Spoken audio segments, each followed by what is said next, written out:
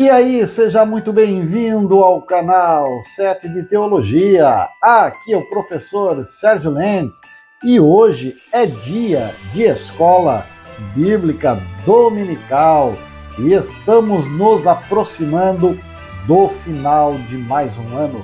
Lição de número 12, 17 de dezembro de 2023. E olha a temática dessa lição: o modelo de missões da Igreja de Antioquia. Que tema interessante a ser estudado nesse domingo, um tema pautado em Atos, no capítulo 13, e também no versículo de número 2, onde aquele texto sui generis de missão, né? E servindo eles ao Senhor e jejuando, disse o Espírito Santo: apartai-me a Barnabé e a Saulo para a obra que os tenho chamado. E a verdade prática da lição ainda vai dizer: a ação do Espírito Santo é a garantia do sucesso de toda obra missionária. E deixa eu dar aqui uma complementada nessa verdade prática. A ação do Espírito Santo é a garantia de sucesso de qualquer obra feita em prol do reino de Deus, né? Claro, obviamente. Mas nessa lição nós teremos aí algumas questões bastante interessantes a serem vistas, porque ela vai trazer para nós verdades que precisam ser observadas para a garantia desse sucesso que já nos referimos. E antes de mais nada, antes de tudo, antes de começarmos todo esse comentário, eu só quero lembrá-lo o quanto é importante, que você se inscreva no canal.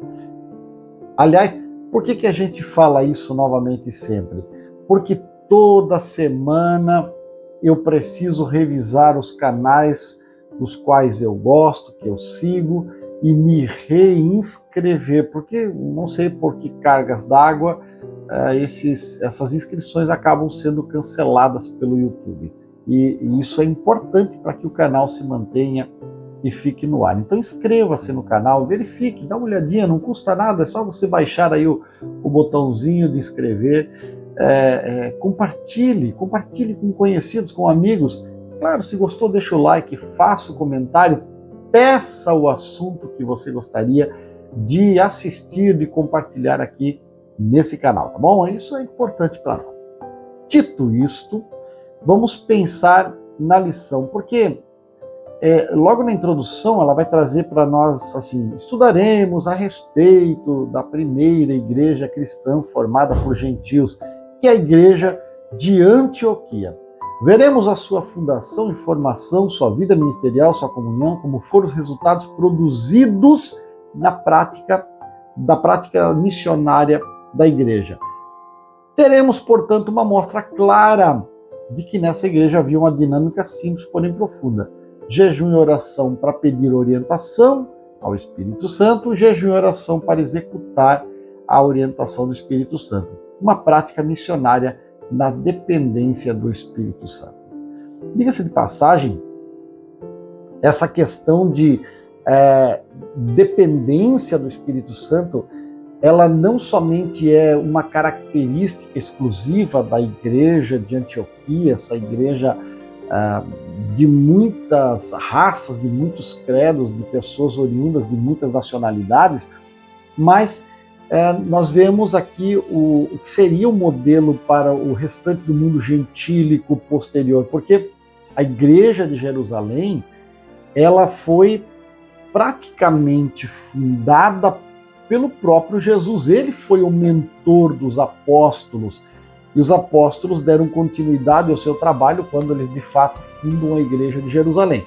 E, mesmo assim, os próprios apóstolos eram orientados, estavam sob os auspícios da orientação do Espírito Santo, com muito mais capacidade de realização pelo momento em que eles viviam porque eles conheceram Jesus, andaram com Jesus, aprenderam de Jesus e agora tem o Espírito Santo para corroborar tudo aquilo que eles haviam aprendido.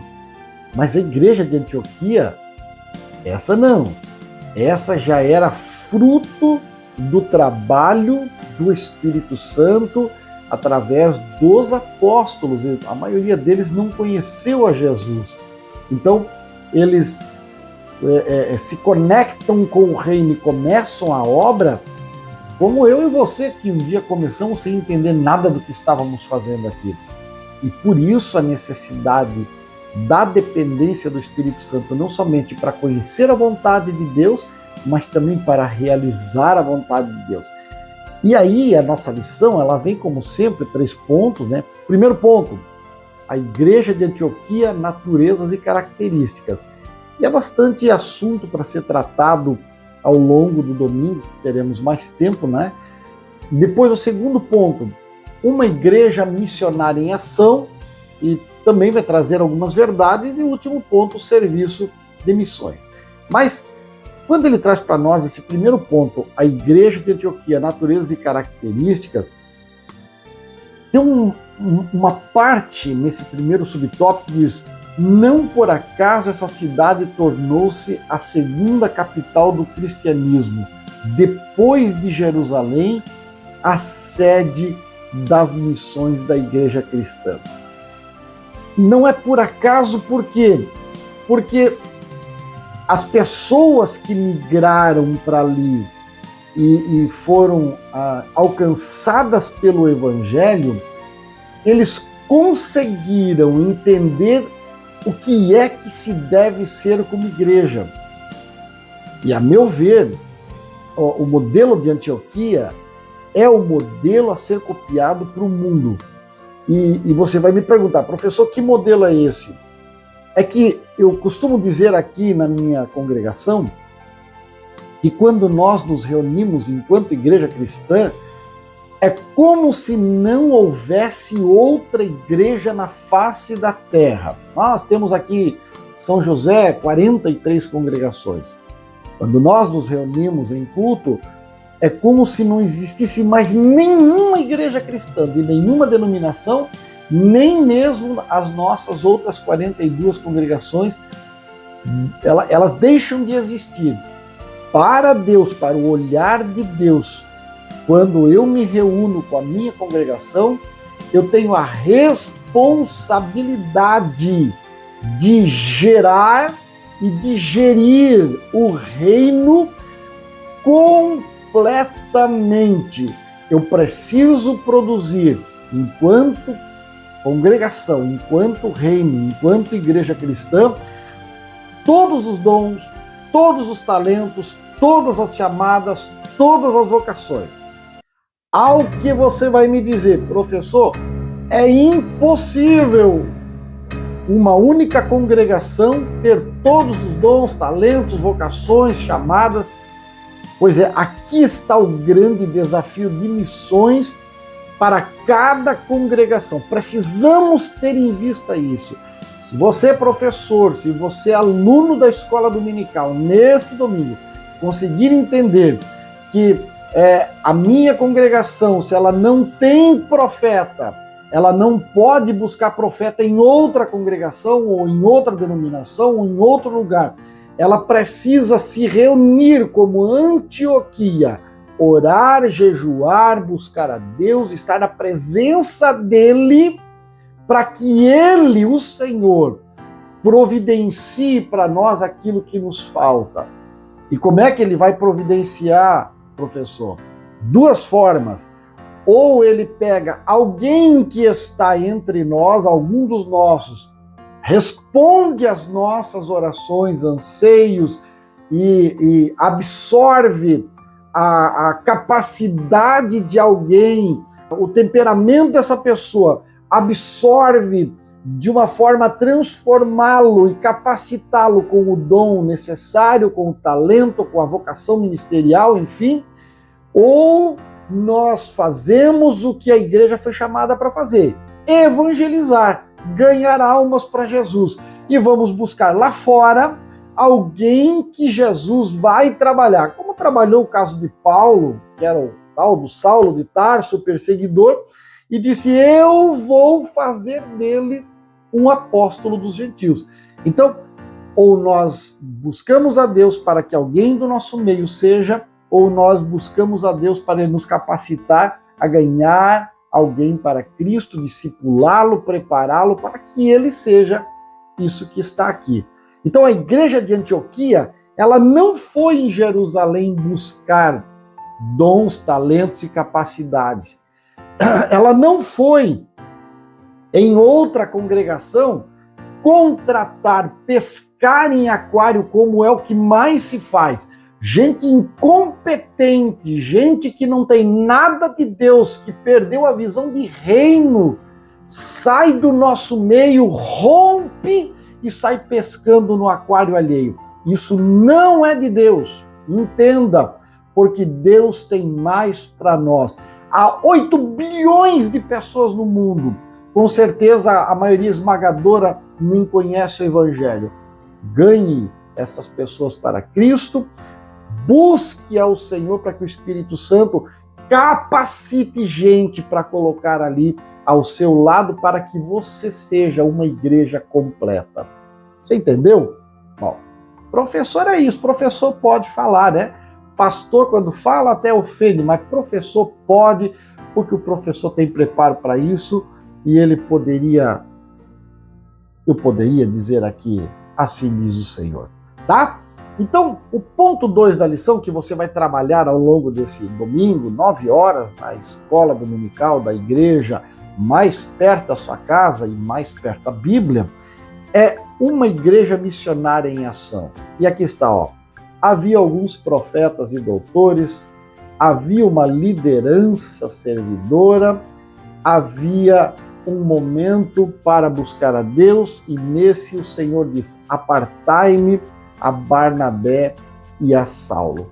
É importante, eu vou pensar para esse tópico 2, o subtópico 3 do primeiro ponto, para alavancar aqui uma verdade, tá? E lá diz assim: não foram, porque o tema é uma obra de leigos, não foram os apóstolos ou obreiros, mas os leigos, os discípulos e os crentes em geral, outrora dispersos por causa da perseguição em Jerusalém, que anunciaram o evangelho aos gentios e, consequentemente, fundaram a igreja de Antioquia. Verdade que a obra de Deus, ela começa geralmente feita por leigos, feita por gente que não tem um preparo teológico, cultural, enfim, tão profundo assim.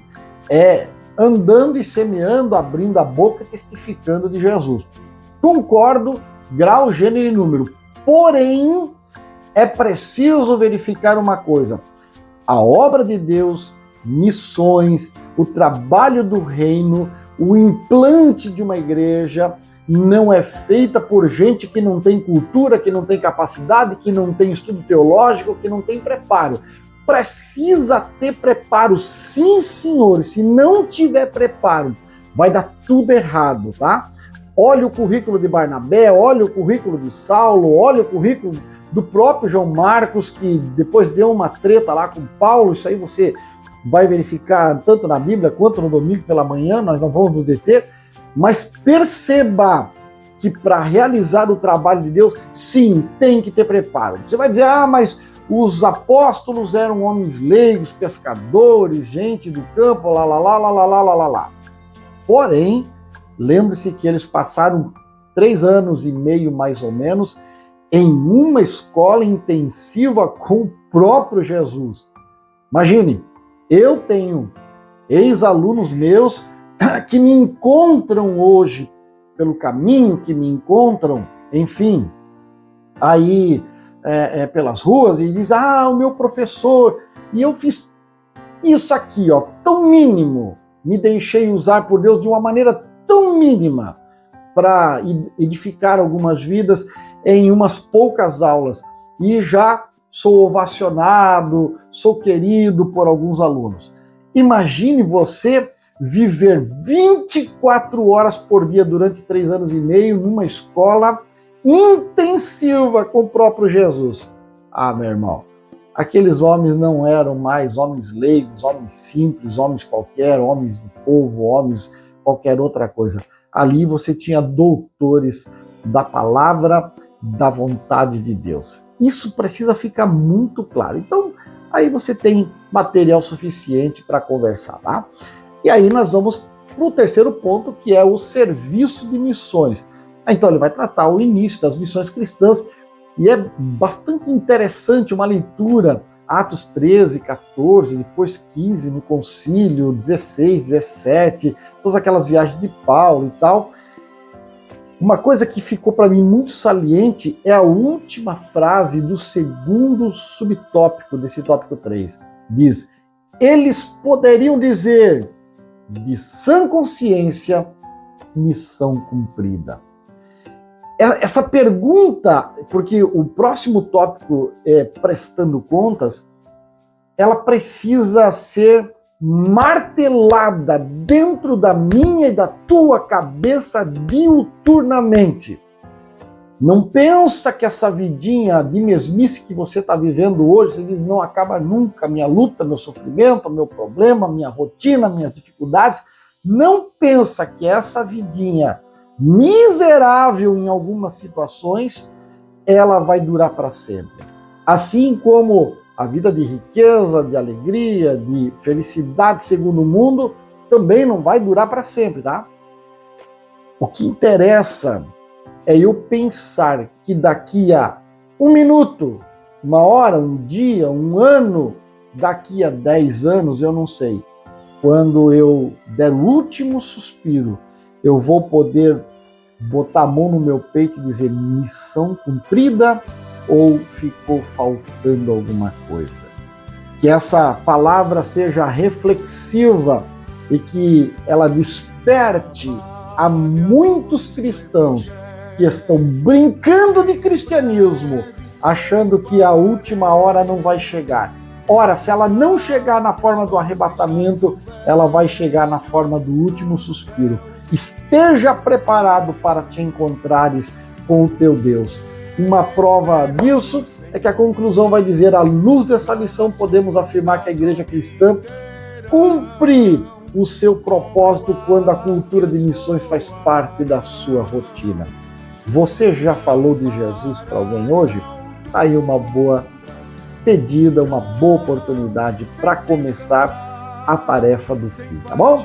Eu vou ficando por aqui, agradecendo o carinho da sua companhia.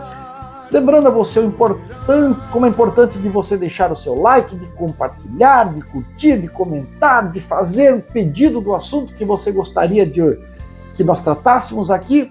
Enfim, que você tenha um excelente final de semana e que a bênção do Todo-Poderoso esteja sobre você e a sua casa, ok? Fique com Deus, porque Ele era, Ele é, Ele será o maior, o melhor e o mais fiel companheiro. Forte abraço.